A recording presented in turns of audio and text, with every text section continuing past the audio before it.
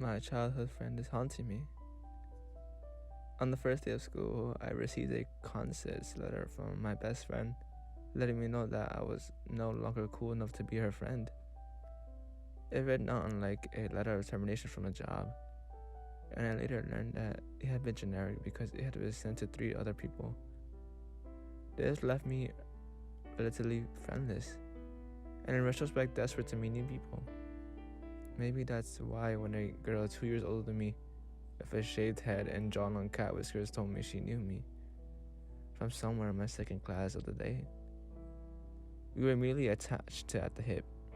She was loud, vibrant, and probably the most fearless person I've ever met. She was weird and made no mistake there, but her eccentricities only added to her charisma. She wore a Halloween costume corset half the time and sang show tunes out loud in the hallways. I'd always been a bit of prude, and she told me stories about drinking and boys. I was absolutely transfixed. Her name was Veronica. It wasn't, but for the purpose of the story, it was. She got me hooked on musical theater, and I began writing songs about her. She was a firecracker, but with her high points, her beautiful, unrestrained chaos came equally intense and lows. As she grew closer, as she came to need me like I needed her, 14-year-old me was woefully unprepared to help her. How do you talk to someone through a pregnancy scare when you never had a boyfriend? How do you help with an abusive parent or an alcohol addiction or an eating disorder when you're just barely out of middle school? I didn't stand a chance. We went on a school field trip once and stopped at a restaurant on the way home. She ordered the smallest meal she could, and on the drive home, she admitted that if she'd been alone, she wouldn't have eaten at all. I held her arm, crying in my arms. She kissed me gently, still weeping. I was so afraid how that kiss had made me feel, terrified of being isolated by my peers. The next day, I told my friends, and to avoid suspicion, my comments bordered on homophobic. I'm not proud of this, but I was clingingly desperate to the hope that separating her from me would drag the peers' suspicions away. In doing so, I betrayed her at one of her worst times in her life. Our friendship recovered, but was never the same. I watched her spiral in real time. Watched as happiness turned to mania, sadness turned to depression. When I was 15, she was 17. She told me about coke binges and about self-harm, about sleeping with men just to feel something. At some point, she got a steady boyfriend. She told me she was hitting him, that was the last straw. I told myself I wouldn't be her friend anymore. She reached out to me repeatedly, and I stopped responding. She cut out her other friends and broke up with her boyfriend. And in early January, she waited until her mom had left for work and hung herself. At the time, I've never been to a funeral. I don't know how many I've been to now, but a crowd of actual children dressed in black and giving eulogies for another child is something that has burned itself into my memory. Her parents were there. One of them told us that her ultimately death was inevitable, that being her friend would have simply brought more than time. I remember thinking about that it was absolute bullshit. Each of us could have done something, had reached out more, had not betrayed her. I don't even remember the school year after that. It's a time in my life that is just gone, vanished like she did. People look at you differently when you're mourning, act differently, especially as a teenager in mourning. People I never spoken to reached out to give their condolences. Looking back, I understand that it was what they wanted and some kind of comfort, but I remember being frustrated by the attention and fake kinship. I remember wishing more than anything to be just left alone, and I often retreated to the comfort of my bedroom just to avoid sympathy from anyone I knew. The isolation I felt was immeasurable. 4 months later, when I could speak her name without sobbing, I went back to my old notes. I went back to the ambitious musical my younger self had started writing, the one based on her, starring her. That was the first night that I started. I had fallen asleep reading my notes and was shaken gently by Veronica. She looked the same as I remembered. Her dark shaved hair, her wild clay blue eyes. When I brought myself to look at her neck, it looked exactly as it had in life. not a single scratch on it. I was obviously bewildered, but I ultimately realized that accepting that she was here left me a lot happier than questioning why she would be. She smiled at me, cold hand still resting on my shoulder.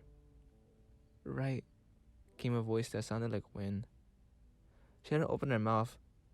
Silently, she picked up a paper from the stack that surrounded me, and the voice came again. Right. It was more forceful this time, more concrete, as if the first command had been to test her voice. And so I picked up a pencil and I did. The song I'd been working on was incomplete. I added a verse. She stayed seated at the foot of my bed, watching and still smiling. I tested her verses and choruses, and made notes in the margins about characters and staging.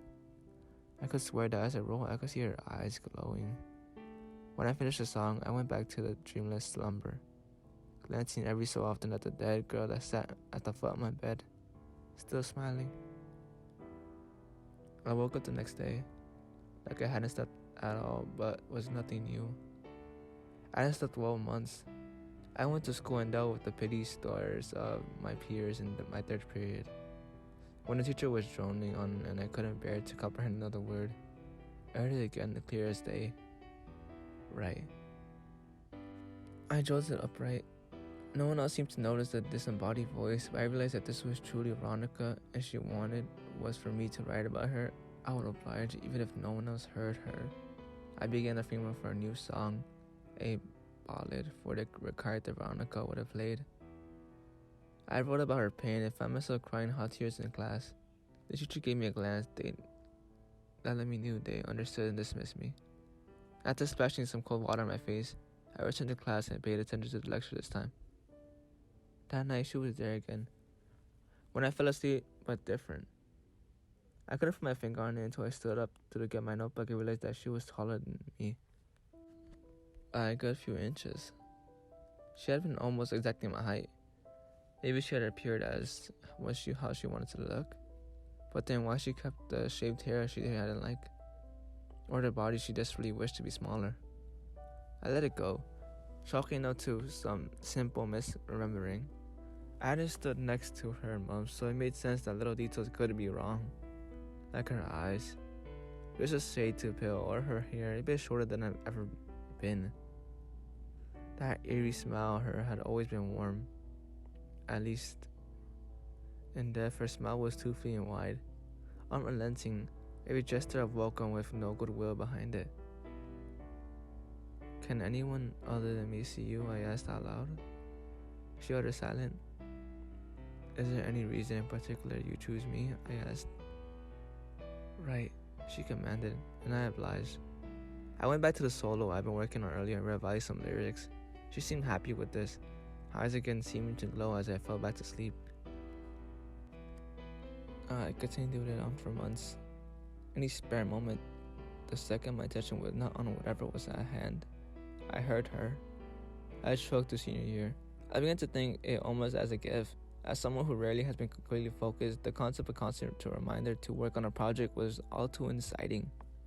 I grew to appreciate her appearance, felt almost comforted by it, and she grew in a different way.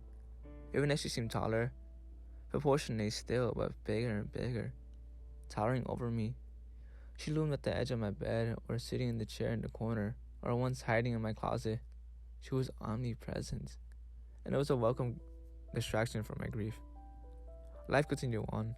I trucked through my senior year and wrote every night, not getting any amount of genuine sleep. I was sluggish in school, my grades suffering from sheer exhaustion. When I was nearly happy with my music and lyrics and characters, I compiled them into a notebook. I gave them to the woman who now took up a whole corner of my room. She flipped through it with her comically large hands. When she was done, her unnerving smile faltered and finally spit into an equal bizarre mask of sadness. Are you sure you're ready to be done? She said. Veronica's voice stretched, lips unmoving from her horrible frown. I realized at the start 2 things. That first, that if I stopped writing, I would stop seeing her. The second was that she was right. The plot, one that was well written for a 14-year-old, but not by any means professional. It felt like a child's story, oversimplified and dramatic without purpose. I looked up into her ice blue eyes. I didn't remember them looking that cold in life, and took the notebook away, promising to do better. The summer before my senior year, I started on a novel. It had similar characters to music, but the plot had been reworked into something that I thought I'd see more articulate and more clear-cut. That night I told her that I was beginning it. Her smile wide seemed even larger. I could practically feel her drinking in each word. I wrote as her eyes glowed at the end of each night. Friends, I started asking why I spending less time with them. And I had no way to tell them that my time was being taken up with writing for my friend. To one end, I had no clue. After 30,000 words, Veronica had to benefit into my bedroom. When she read my work ethic each night, her smile grew somehow wider. And at this point, I felt that I could easily fit her in her wide, gaping mouth. It was gastric in a way that was almost distracting, but her face reminded me beautiful, just wrong, no longer human. But I guess I never assumed the entity in my room was. When I came to the final chapter, I showed her the printed out pages and she read them, sitting still for a solid hour. At the end, her even larger mouth made the disturbing grimace. I remember and I knew what she was thinking. The writing had been good, but could always be better. The images in my head had been so clear, it was easy to assume everyone understood them as I described, and I sometimes lacked the detail that made a story realistic. The dialogue had been edgy and trying too hard to sound smarter. When I thought about going back, editing the hundreds of pages, a sting of pain filled me. I was so tired. I would have given anything to get a good night's sleep, but I persisted and continued to write for her. At some point, I thought maybe a book was the wrong format altogether. I found that dialogue without descriptions proved to be my strong suit, and I got into playwriting. I didn't write the same fictionalized account of her life, filled with fantasy, but realistic timeline of our friendship and her death. But at this point, I was in college. Each night she filled my room, silent and smiling. I wrote tributes for her. Each night I grew a little more afraid. The transformation had happened so slowly that it seemed natural. But she looked less and less human every day. Her eyes were blue dots in her head, her mouth an endless wide and toothy grin.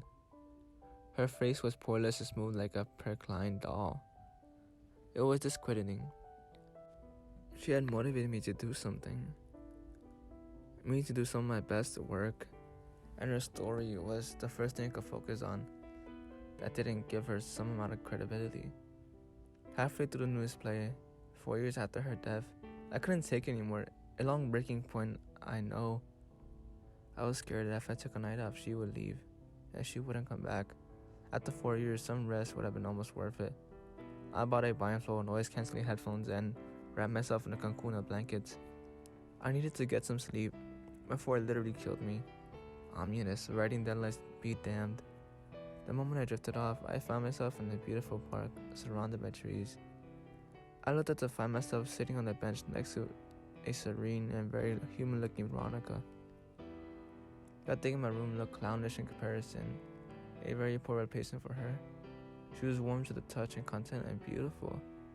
She smiled and I had no idea how I could call the things cartoonish grimace a smile. I leaned in to finally hug her. I didn't know where to begin, that she was finally here. I asked if she was happy. She reassured me that she was. I asked if she had seen what was going on in the world, and she hadn't. I asked her how she could be in my room every night, and this gave her a pause. She looked at me in a way I'll never forget, the same way my peers had looked at me whenever they saw me for the following year. Pitying. Listen to me, she said. Whatever has been visiting you is not me. I held no grudge, keep no burden that I held in life. The thing that keeps you writing about your pain is not doing so to help me, but to feed on you. I do not want you to wallow, but to thrive. With that, she kissed my forehead and walked away. I knew that it was our final goodbye. I made peace with it, and a meaningful exit is not always given. And until the point that the only closure I received had been only from the only thing that haunted my room. The park melted away around me, and I opened my eyes to see the ghost portrait of Veronica making eye contact with me. Right. The voice that was not Veronica roared, and one last time I did. I told the story of Veronica and her beautiful impact on my life, of the sadness that followed, and of the thing that kept me wallowing in sadness and self-pity. When I was completely done, I handed the handwritten paper and watched it read. Are you sure you want to end here? Seems rather incomplete. The voice was nothing like hers. How could I possibly believe this lie? I knew the answer was something that I had wanted it to. Yes, I said simply. Pathetic, I cried, ripping the paper in half, clearly vying for rewrites. I don't care, I said. I'm going back to sleep. It looked at me with the drooping frown, practically melting off his face as I watched it shrunk a foot. Poorly worded, it said. It's a voice a bit more panicked, and it shrank again. Bizarre, just plain weird. It shrank again. Don't quit your day job, it wailed, about my height at this point. My silence was deafening. It shot downward and smaller as its insults grew into meaningless threats, and eventually just screaming. When it was small enough, I crushed it under my notebook like a bug, and swept its remains into the trash. Veronica, the real Veronica, was dead, but wherever she was at peace. When I was finally able to sleep, I see her every so often in my dreams. She looked happier than she had in life. I actually hope what she said was true. What she had said about releasing her earthly burdens. When I finally found the distinction between wallowing and honoring, for once I had finally found myself to inspire to create something new.